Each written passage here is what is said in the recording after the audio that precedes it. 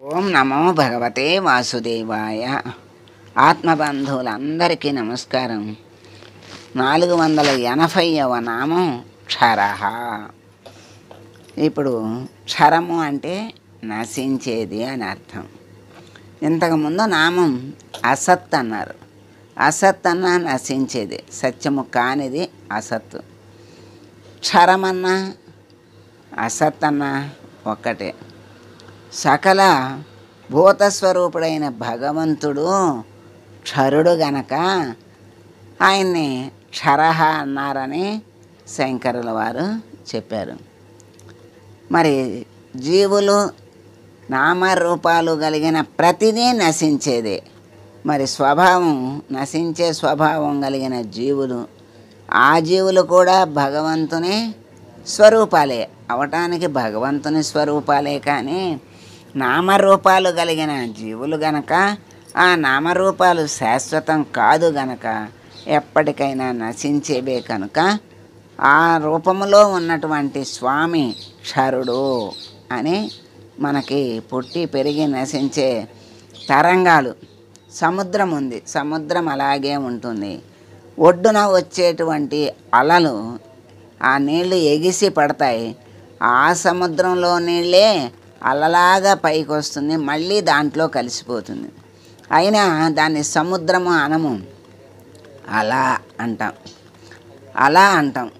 ఆ అల వచ్చింది పోయింది అంటాం. ఎక్కడి నుంచి వచ్చింది? దాంట్లో నుంచే సముద్రంలో నుంచే వచ్చింది, మళ్ళీ సముద్రంలోనే కలిసిపోయింది. ఆ అలలో ఉన్నది నీరే, సముద్రంలో ఉన్నది నీరే. సముద్రం కంటే వేరు కాదు, కానీ అలా ఎగిసి పడి ఒక నామరూపాల్ని, అంటే ఇలా ఎగిసింది, ఇలా ఉంది, ఇంత బాగా వచ్చింది, ఇంత ఎత్తున వచ్చింది అనేటువంటి భావాలకి నామరూపాలు కలిగిన దానికి ఒక పేరు నామం. రూపము ఉంది కనుక ఒక నామం తప్పకుండా ఉంటుంది. సముద్రము అలా వేరు కాదు, అయినా అశాశ్వతమైనది అలా. దానిలో నుంచి పైకి ఎగసిపడినది అలా అంటారు, మళ్ళీ దాంట్లో కలిసిపోతుంది. అందుకని శాశ్వతం సముద్రము, అలా అశాశ్వతము. అలాగే పరమాత్మ శాశ్వతము. పరమాత్మ నుండి వచ్చినటువంటి జీవరాశులు అశాశ్వతం. జీవరాశులకి పరమాత్మకి సంబంధం ఏముంది అంటే మనకి అనేక సార్లు చెప్తున్నారు. ఆ పరమాత్మే ఇన్ని నామరూపాలుగా వ్యక్తమవుతున్నాడు కనుక నామరూపాలుగా వ్యక్తమైన ఈ జీవరాశి అంతా నశిస్తుంది గనక ఆ నామరూపాల్లో నిండి ఉన్న పరమాత్మ ఉన్నది పరమాత్మే గనక ఇది ఇప్పుడు నశిస్తుంది అని, ఈ జీవరాశి నశిస్తుంది గనక ఈ లోపల ఉన్నటువంటి పరమాత్మకి క్షరః అనే పేరు వచ్చింది. అందుకని జీవులు కూడా పరమాత్మ కంటే వేరు కాదు, కానీ నశించేవి కనుక క్షరములు అన్నారు. భట్టరు వారు ఈ నామాన్ని అసత్ అనే నామం కంటే వేరేం కాదు, అసత్ అనే నామము క్షరం అనే నామము ఒక్కటే. మరి జగత్తుని నశింపజేసేవాడు గనక క్షరుడని సత్యసంధుల వారు వ్యాఖ్యానించారు.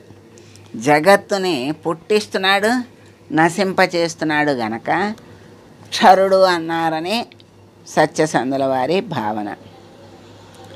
అలా తత్వజ్ఞులు స్వామిని ఓం క్షరాయ నమః అని అర్చిస్తూ ఉన్నారు. అట్లాగే క్షరః అంటే నశించేవి క్షరము కనుక పరమాత్మ మమ్మల్ని నశించేటువంటి నామరూపాలుగా వ్యక్తం చేసి మాలో నువ్వు ఉన్నావు. అటువంటి నీవు ఈ జీవులందరినీ సక్రమమైన సత్యమైన పరమాత్మని తెలుసుకునే మార్గంలో నడిపించి పరమ జ్ఞానాన్ని ప్రసాదించి ఈ అసత్తు అయినటువంటి ఈ నామరూపాలను మళ్ళీ సత్తులోకి చేర్చేటువంటి భారం నీదే స్వామి అని వేడుకుంటూ మంగళం పాడదాం. మంగళం కౌసలేంద్రాయ మహనీయ గుణాత్మనే సర్వలోక శరణ్యాయ సాధురూపాయ మంగళం. ఓం